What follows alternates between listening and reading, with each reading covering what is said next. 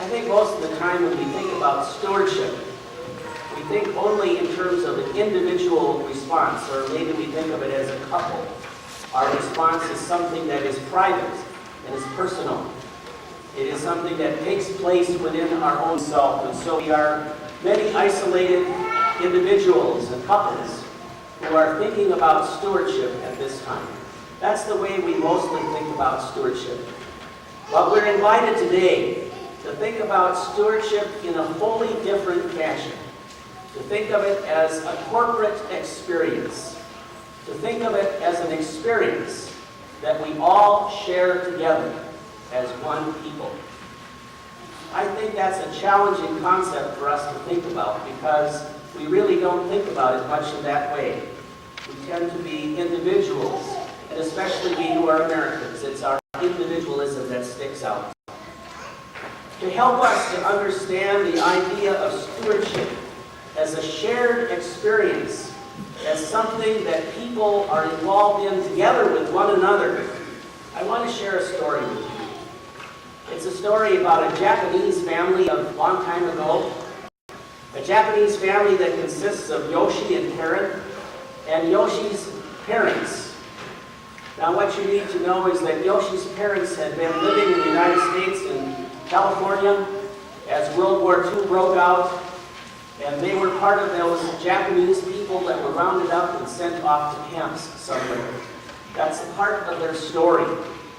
They had been a part of a Christian fellowship in California, and they lived together with other people there, but they were brought under great suspicion. And maybe some of you remember all of that happening way back then, in that time. And so they spent time in this camp, being isolated from the community. Time had passed, and Yoshi had married an American woman, not a Japanese woman. And now it's Yoshi and Karen's turn to experience adversity in their life. Karen was about to lose her job. She wasn't really sure, but 1,000 had already been laid off from where she worked, and she knew she was coming soon, next in line. Sounds a little bit familiar with what's going on in our world today. And so there was this threat that was hanging over Karen and Yoshi. And so Karen and Yoshi thought to themselves, we'll go and ask Mom and Dad if they can give us some help in this time. And so they went to Yoshi's parents. Now the help that they were looking for was not monetary help. They thought they'd be able to get by with that. But the help that they were looking for is how are they to survive? How are they to get along when life turns in an adverse sort of way? When things are not going very well? Maybe Mom and Dad can give us some support because they do. Mom and Dad went through the break track, and they went through this business about being put in a camp. And so they asked them. Typical of people who've been through a lot of that. Yoshi's parents at first did not want to give an answer. It became very quiet in the house. And then finally Yoshi's mother said, we're going to have to think about it a while. But we promise you, we will write you a letter, and we will tell you how it was that we survived. And so I'd like to read for you the letter that Yoshi's mother and father wrote to Yoshi and Karen. They write this. Before we left for the camps, we had a prayer service at our church. We heard the story of Jesus saying goodbye to his disciples before he went to the cross.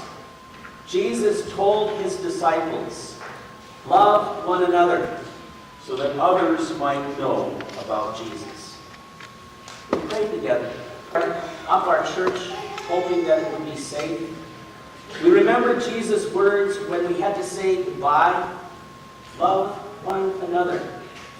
Jesus said those words as he left the world. It was a terrifying time for his disciples.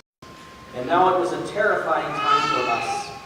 The hardest part was that we were sent to different camps in Arizona. When we arrived at the camps, it was hard to breathe.